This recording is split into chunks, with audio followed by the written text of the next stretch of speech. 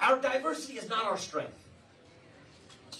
Our strength is what unites us across that diversity. And yes, those are radical ideals. Yes, those are extreme ideals. But those are the ideals we're going to have to revive together if we're to have our last best chance of uniting as a diverse people. And for me, yes, I'm running for this presidential election, but November 2024, when the election takes place, January 2025, when I take office, that's not the destination. That is the start line. The destination for me is January of 2033, when I leave office after 2 terms. I think a lot about what I want to tell you all, what I want to tell my family, my 2 sons who are going through a lot with us on this campaign to be part of this. What do I want to tell them that we did? What do I want to tell you all that we did? I'm not a politician. I don't pay attention to inauguration speeches. They bore me, to be honest with you, because they're filled with unfulfilled promises. But I do pay attention to farewell speeches. Probably the greatest in modern history was Ronald Reagan's in January of 1989. His last speech from the Oval Office. What did he say? He said that we revived a sort of national character that we lacked when he first took office in 1981. So yes, I think about what do I want to be telling you all that we actually did when I leave office in January 2033. I want to tell you that once again in the United States of America, we have 3 branches of government, not 4. That we shut down the administrative state and reduced the federal employee headcount by over 75%.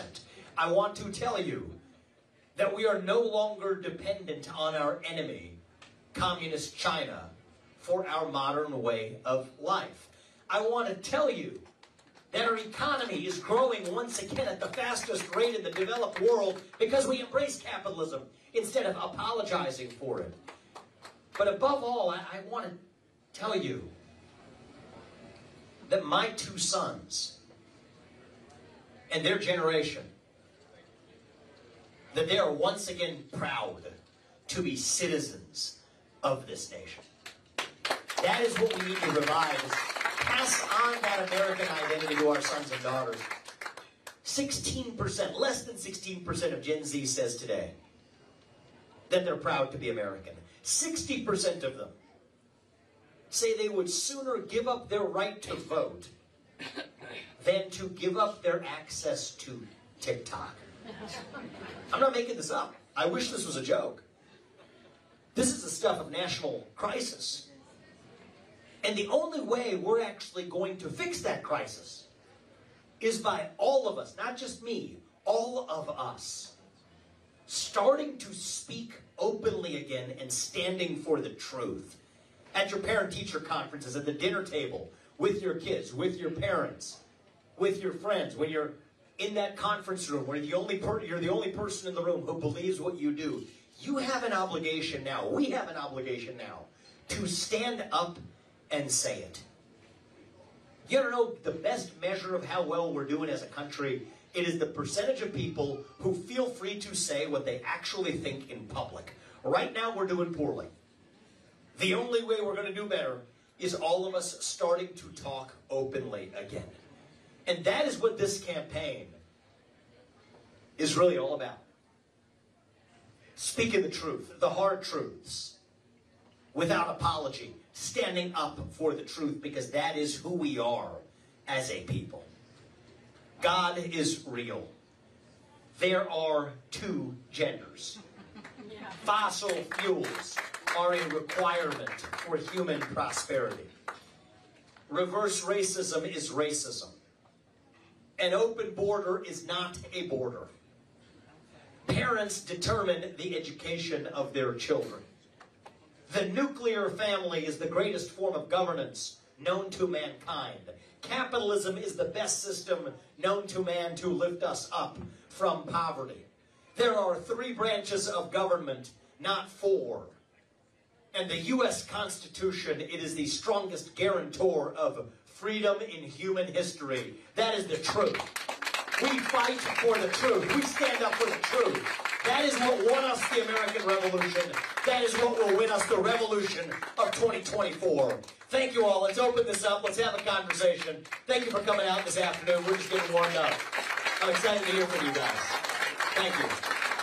So, it's really important for me to have a good number of advisors who come from outside the government. And by the way, this has always been my philosophy in whatever I've built. So I built a biotech company that developed 5 medicines that are FDA approved today. One of them is a life-saving therapy in kids. 20 of them are born every year with a genetic disease. 100% of them die by the age of 3 if untreated. A majority of these kids, now treated, are able to live lives of normal duration. Another one for prostate cancer. Thank you. For women's health conditions like endometriosis and uterine fibroids. This was done against the advice of the traditional people who came from the pharma industry, because the rest of pharma had abandoned these areas.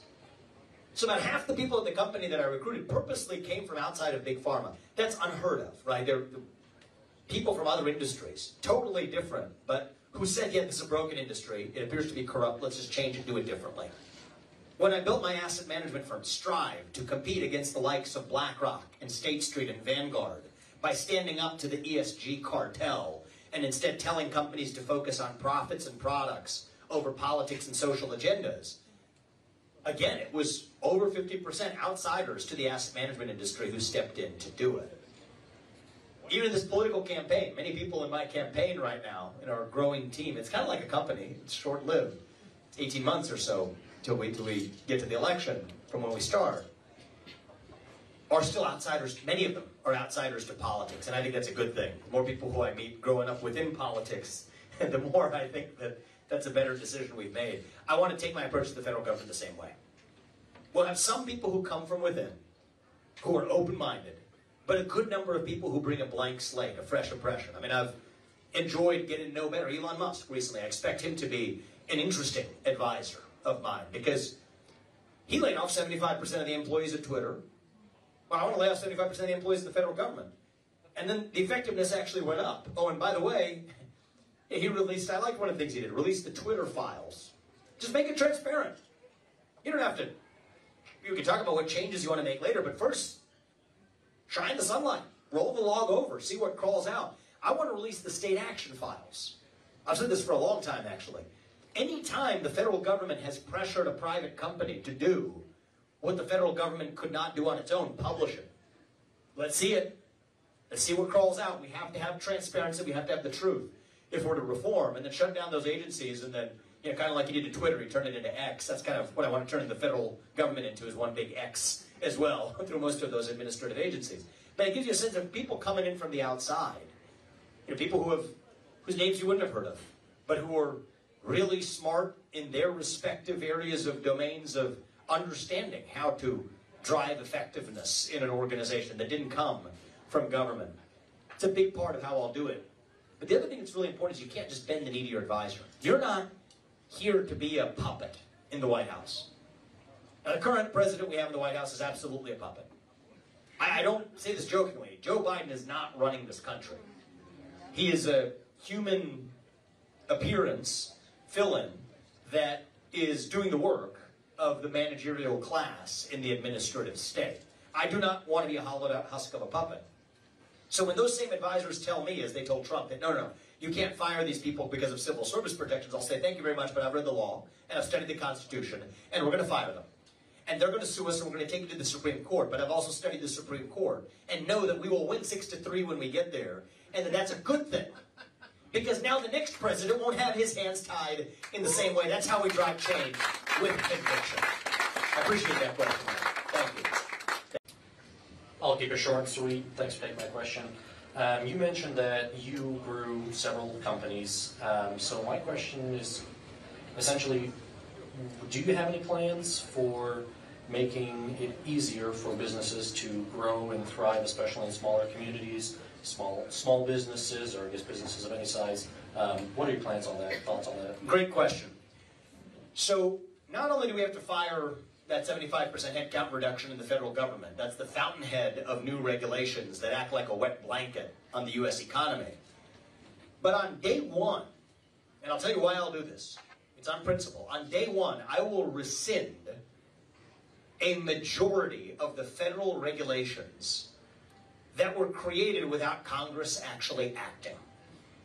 So probably the most important Supreme Court case of the last decade was West Virginia versus EPA. It came out last year. And what that said is, if a three-letter agency makes a rule that Congress never expressly gave it the power to issue, then that rule is null and void. That particular rule was applied to the coal industry that the EPA tried to apply, but Congress never said they were okay with that rule. It's causing most coal plants to shut down. Well, if that rule is unconstitutional, it turns out that quite literally, most federal regulations, like a majority of them, are also unconstitutional. From the SEC to the FDA to the EPA to the FTC to the God knows what. That is the single damper on the entire U.S. economy for businesses large and small. And that it can happen on day one, on January 20th of 2025. This unlocks our economy. We're growing at 1-point-something% GDP growth right now. I will get us back to 5+% GDP growth by doing things that the U.S. president can do. Roll back the regulations that hamper the U.S. energy sector. Drill, frack, burn coal, embrace nuclear energy. That unlocks our economy. Put people back to work by no longer paying them more to stay at home. We have a workforce shortage in the federal government. Let's put people back to the work, actually, because of the regulations coming from the federal government, because of the payments coming from the federal government. Stabilize the U.S. dollar. We have a dollar that's been wildly volatile. You know, imagine if the number of minutes in an hour fluctuated. None of us would be here at the same time. We'd be, bumping into each other somewhere in Jasper. It's sort of, it's meaningless. Well, when the dollar fluctuates as much, it doesn't really help for finding the best investment project. So I will peg the dollar to a basket of commodities: gold, silver, nickel, agricultural and farm commodities. This is how you stabilize the dollar and grow an economy. And back when we had a stable dollar, that's when we had the greatest growth. When you don't have a stable dollar, that's when you see the rise of alternatives to the dollar, like the BRICS system that's now coming into existence on the other side of the world. And most importantly, rescinding those federal regulations and firing the people who create them. This gets us back to a booming economy in this country. And you know what, young people, we talked about national pride. But young people are more proud of a country where they're making more money in that country.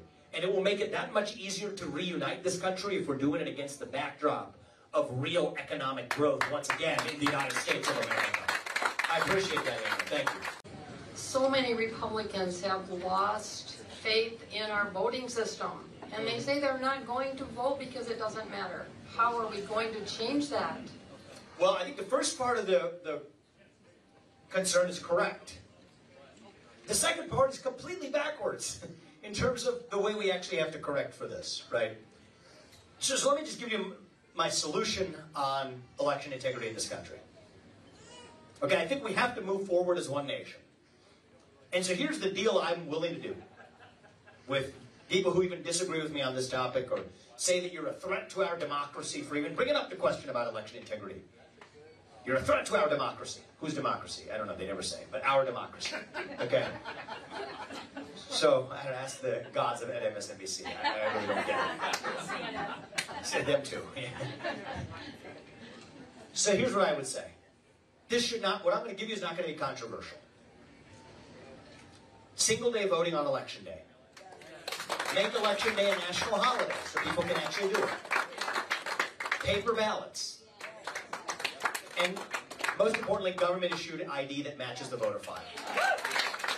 This is practical. Very practical. Simple stuff. And here's the commitment I will make.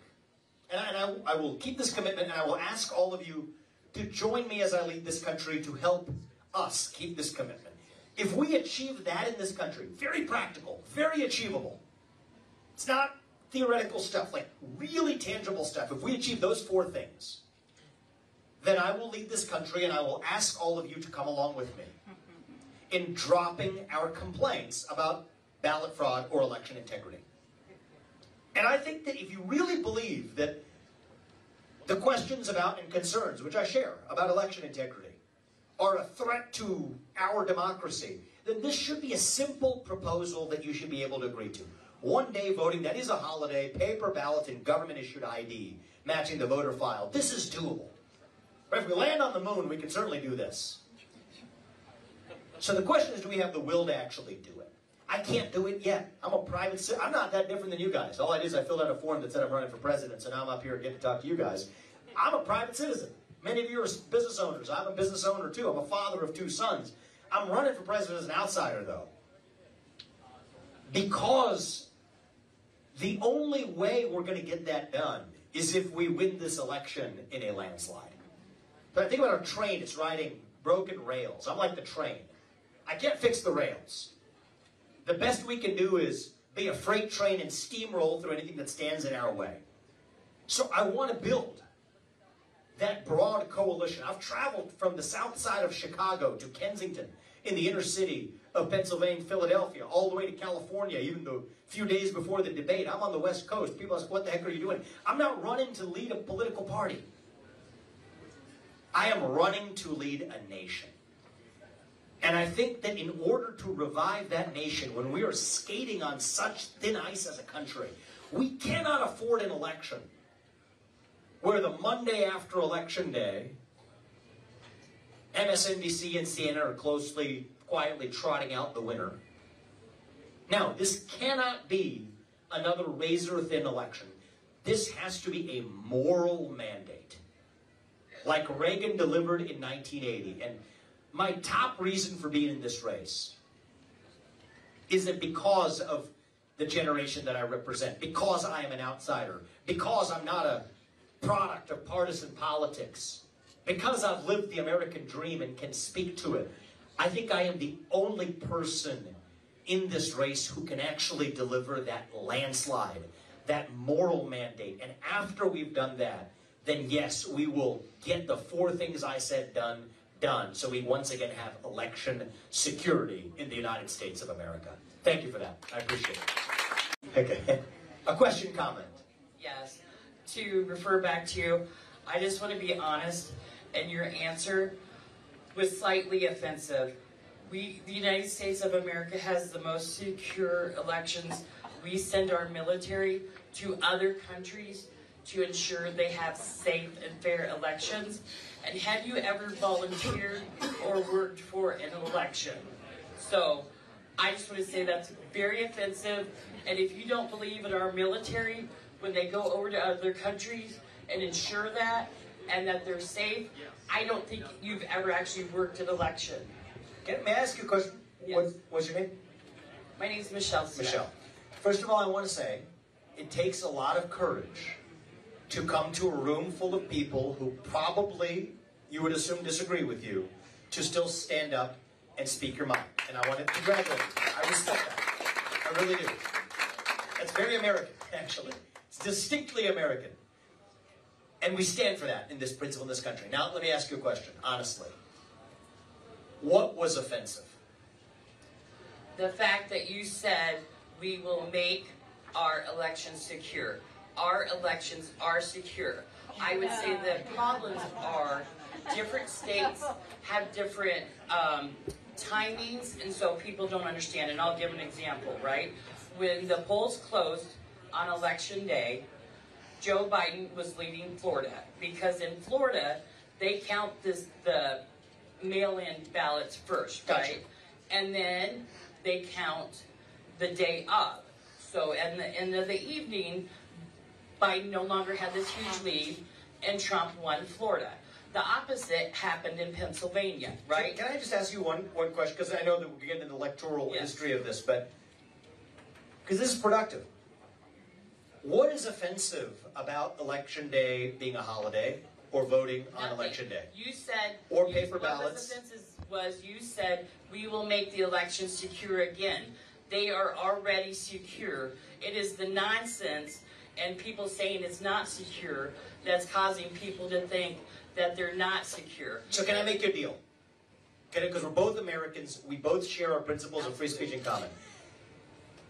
Do you want to move this nation forward? Do you want to be united as one nation? Because I do. My sense is you do too. Right. Okay. So let's make a deal here. The deal is this.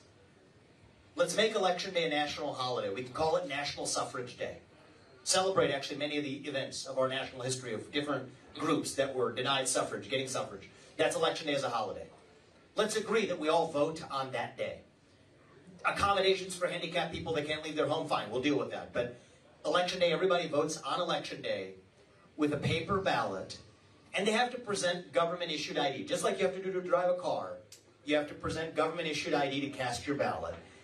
And if you agree with me that you would support a system like that, that I will make a commitment as the next President of the United States, if that's my role, that if we've achieved that, I will lead everybody in this country to say that we are done talking about insecure elections or loss of ballot faith or ballot integrity. And that moves our nation forward.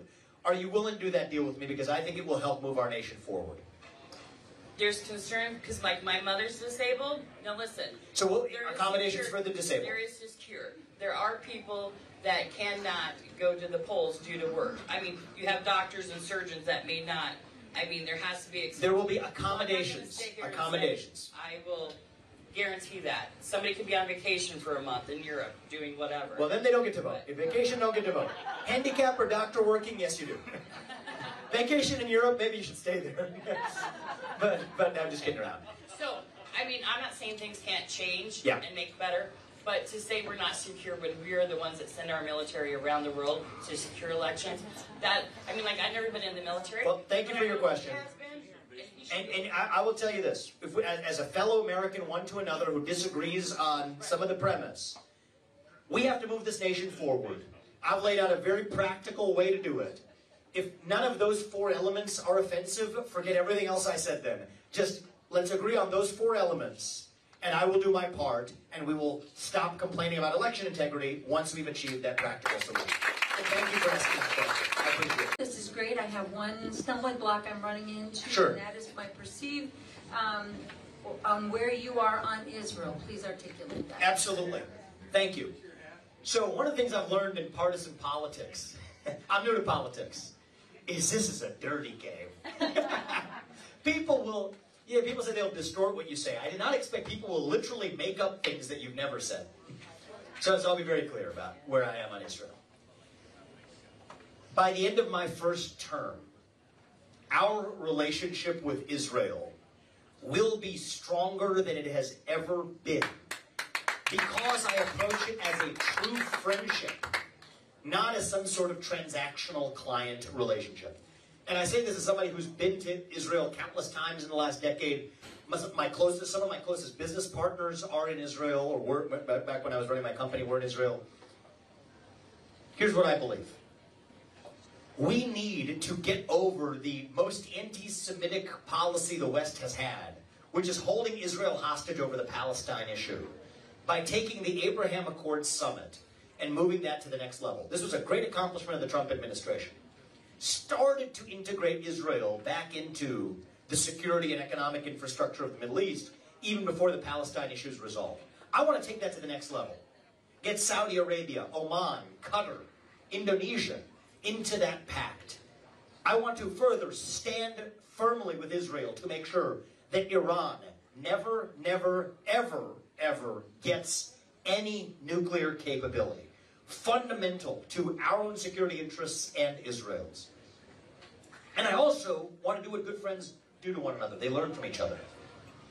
I would love border policies like Israel has in our own country. Okay? I would love tough on crime policies like Israel has in our own country. I would love a strong national identity like Israel has in our own country. An iron dome that protects Israel appropriately from Hamas. We want that, which we don't have. in this country. That's what good friends do. They allow each other to be the best version of themselves by supporting each other and learning from each other. That's what I want our friendship with Israel to look like. Oh, and military too, for that matter. In the training, there's never been a war that they've lost, actually. Hyper-competence and the civic duty and spirit of young people having to serve 2 years in the military. I don't think mandatory service is the way we do it in the U.S., but the spirit of that is a beautiful thing that we could learn a lot from in the United States of America. And so the funny thing is, just so people understand probably where your question's coming from, there are a bunch of headlines last week before, it's interesting how, heading into the debate, when you're surging in the polls, the kind of headlines that come out. But that's okay, it's politics, and I can handle it. You can't handle the heat, you stay out of the kitchen, they say, so I'll handle the heat. But there was a statement I made in a long-form podcast that said, wouldn't it be a dream if we get to a place where Israel is so strongly integrated back into the security and economic infrastructure of the Middle East that they no longer even require the $3 billion in aid that we give them, which was then distorted to a statement that says Ramaswamy proposes ending aid to Israel like for other Middle Eastern countries, which is nonsense. It doesn't even make sense. $3 billion a year is not even that much. It's like a tiny drop in the bucket. And most of that actually comes from infrastructure here in the United States. But the point is, and it's a good question, it was a good reminder for all of us, is that I'm not a politician. Right? Whatever that binder is that gets handed down from on high to Republican politicians of how you're supposed to say things about issues, no one ever gave that one to me. Never got that binder.